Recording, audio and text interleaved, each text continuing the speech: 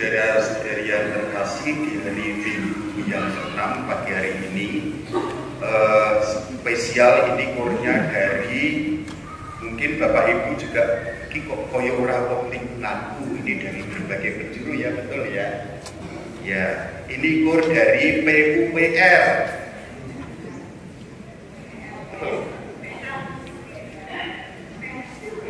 PUMR.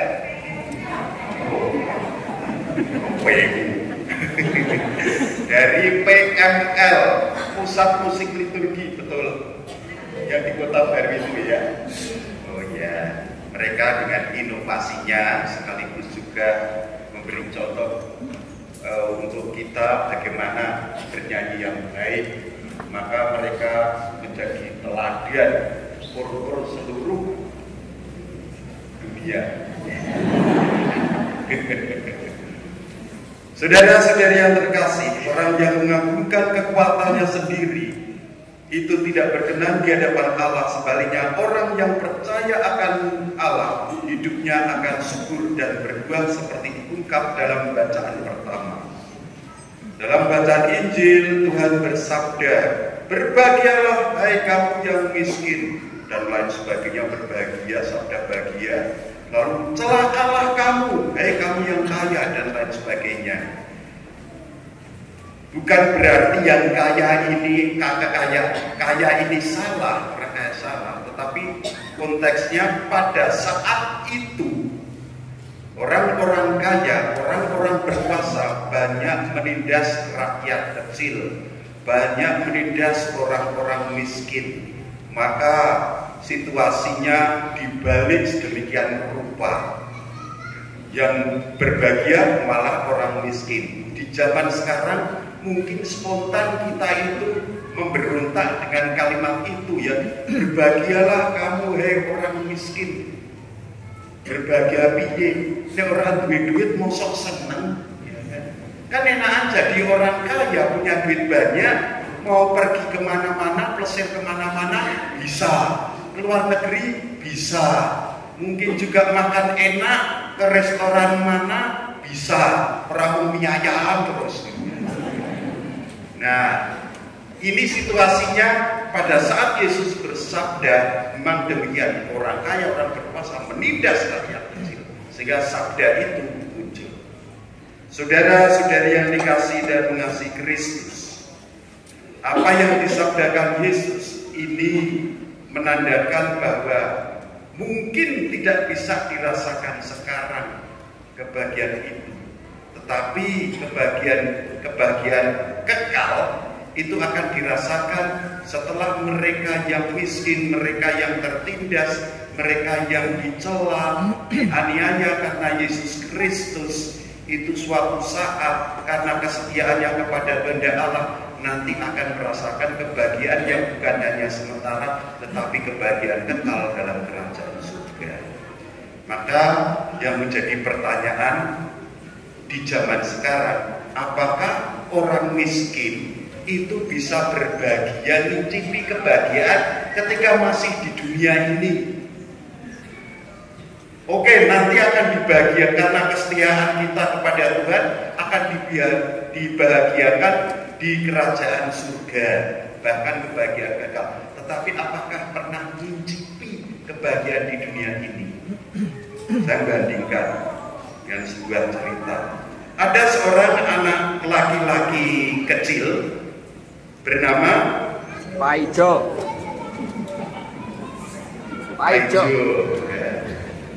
Yang mungkin baru dengar nama Paijo, karena nama mereka itu pasti bagus-bagus, kelihatan dari badanannya ya. Nggak ada yang namanya Paijo. Paijo ini adalah tukang semir sepatu. Dia duduk di depan supermarket yang gede, atau kita boleh mengatakan sedang merenungi nasib. Kok nasib kuwi pahit banget ya. Enak seandainya saya jadi orang kaya, enak banget. Aku pengen makan apa mudah, pengen pergi kemana-mana mudah. Jadi kayak orang miskin kayak gini, rekoso, penyemir sepatu, Kalau nggak kerja nggak makan. Kalau nggak kerja, orang tuaku yang di rumah yang nggak bisa apa-apa, yang sakit-sakitan, ini tidak bisa apa-apa. Jangankan pengobatan, makan pun nggak bisa, maka dia harus bekerja keras, nyemir sepatu pagi, siang, bahkan malam. Dia lagi berfantasi. Tiba-tiba ada mobil mewah datang. Rupanya mereka orang kaya, mobilnya mewah. Ya sudah ada harapan, lah ini mudah-mudahan semir sepatuku payu, jasaku payu. Lalu keluarlah seorang bapak ibu, cepat-cepat mereka masuk mall belanja nasi dulu. Lalu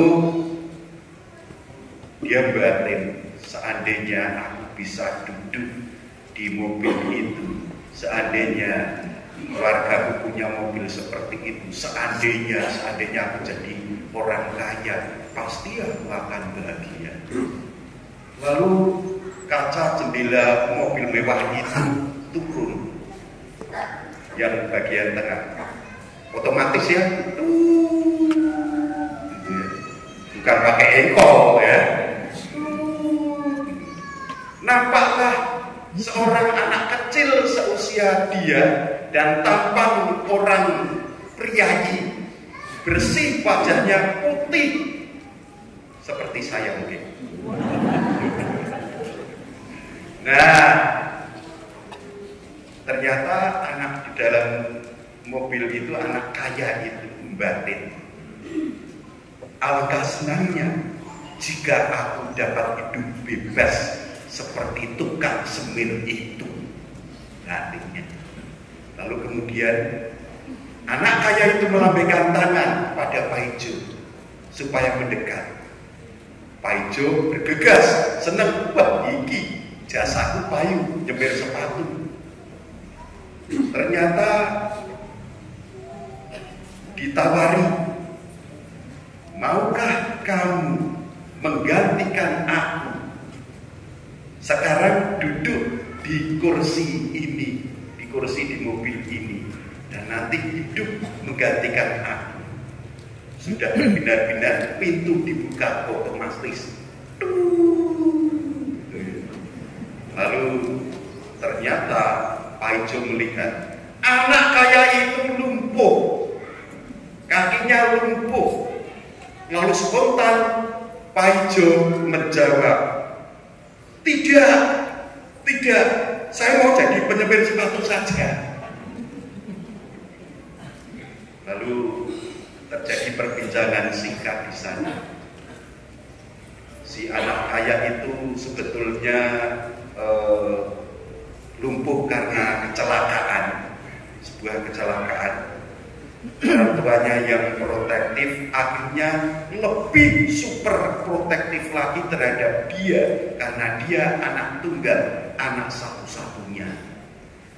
Maka kalau pergi dia nggak boleh jalan-jalan, tetapi cukup kalau misalnya pergi cukup duduk di dalam mobil, buka jendela, itu sudah maksimal. Kemana-mana dijaga, kemana-mana ada pengawal.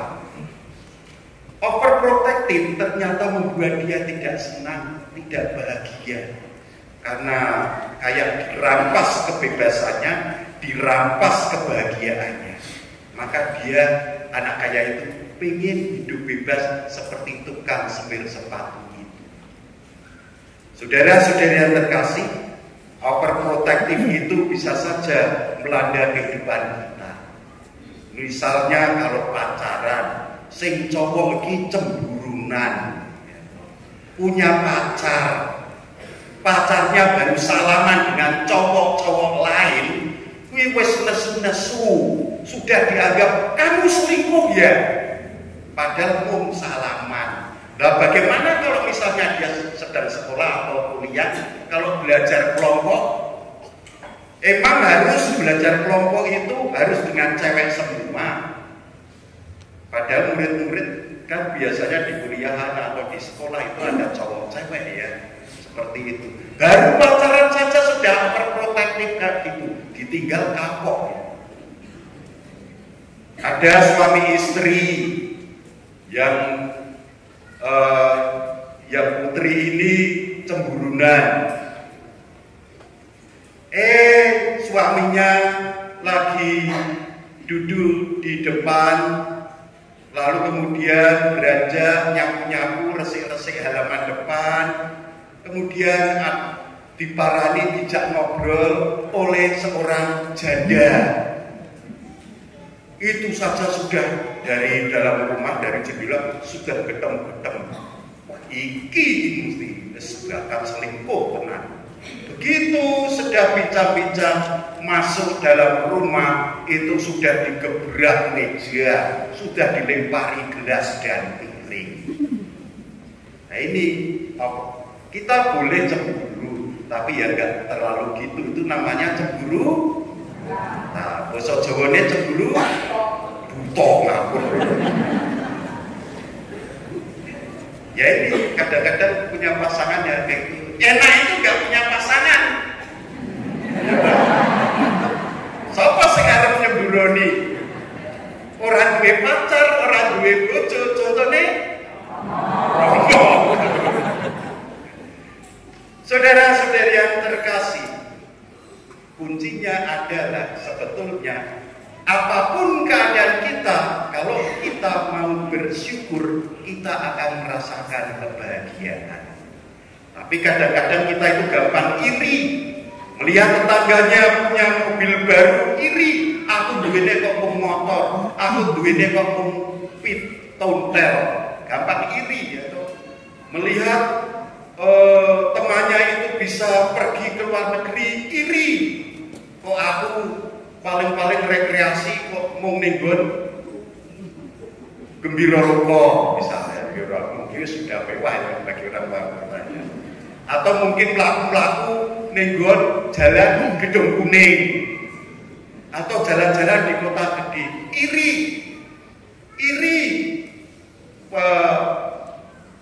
karena melihat pacarnya itu ternyata lebih punya barang-barang mewah daripada dia. Iri karena temannya itu ternyata mempunyai ini dan itu dan lain sebagainya. Kadang-kadang kita itu seperti itu. Saudara-saudari yang terkasih, jangan mudah untuk membandingkan. Kuncinya adalah mampu untuk bersyukur apapun yang kita miliki, apapun situasinya sekarang ini, marilah kita bersyukur. Kita akan merasakan kebahagiaan. Meskipun harus dikatakan kesenangan kebahagiaan di dunia ini hanyalah sementara. Dan kalau kita setia dalam keadaan apapun, meskipun situasinya itu sulit atau pahit sekalipun, kita tetap setia kepada Allah, nanti kita akan mendapatkan kebahagiaan kekal dalam kerajaan surga seperti yang dijanjikan Yesus kepada kita. Marilah kita hening sejenak untuk meresapkan mata sabda pada pagi hari. Bacaan dari kitab Yeremia. Beginilah firman Tuhan. Terkutuklah orang yang mengandalkan manusia, yang mengandalkan kekuatannya sendiri, dan yang hatinya menjauh dari Tuhan. Seperti semak bulus di padang belantara, ia tidak akan mengalami datangnya keadaan baik. Ia akan tinggal di tanah gersang di padang gurun, di padang asin yang tidak berpenduduk. Diberkatilah orang yang mengandalkan Tuhan, yang menaruh harapannya pada Tuhan. Ia seperti pohon yang ditanam di tepi air, yang merambatkan akar-akarnya ke tepi batang air, dan tidak mengalami datangnya panas terik. Ia seperti pohon yang daunnya tetap hijau, yang tidak khawatir dalam tahun kering, dan yang tidak berhenti menghasilkan buah. Demikianlah sabda Tuhan. Bacaan dari surat pertama Rasul Paulus kepada jemaat di Korintus. Saudara-saudara, jika kami wartakan bahwa Kristus dibangkitkan dari antara orang mati, bagaimana mungkin ada di antara kamu yang mengatakan bahwa tidak ada kebangkitan orang mati? Sebab andai kata benar bahwa orang mati tidak dibangkitkan, maka Kristus juga tidak dibangkitkan. Dan andai kata Kristus tidak dibangkitkan, maka sia-sialah kepercayaanmu dan kamu masih hidup dalam dosamu. Dengan demikian, binasa pula lah orang-orang yang meninggal dalam Kristus. Dan jikalau kita berharap pada Kristus hanya dalam hidup ini, maka kita ini orang-orang yang paling malang dari semua manusia. Namun ternyata Kristus telah dibangkitkan dari antara orang mati sebagai yang sulung dari antara orang-orang yang telah meninggal dunia. Demikianlah sabda Tuhan. Inilah Injil suci menurut Lukas.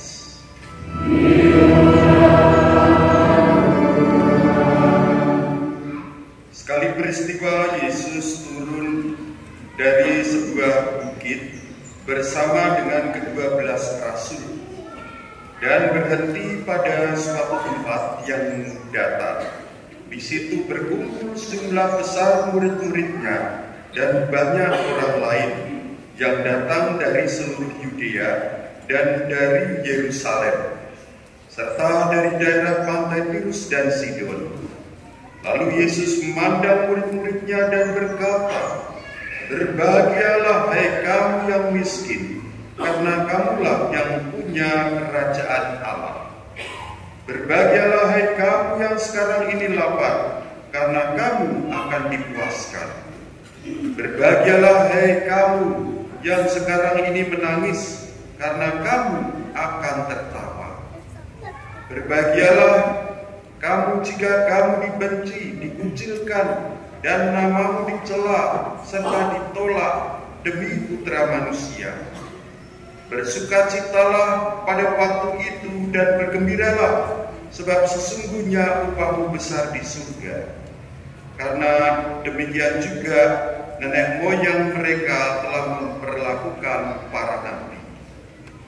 Tetapi celakalah kamu, hai kamu yang kaya, karena dalam kekayaan kamu telah memperoleh penghiburan.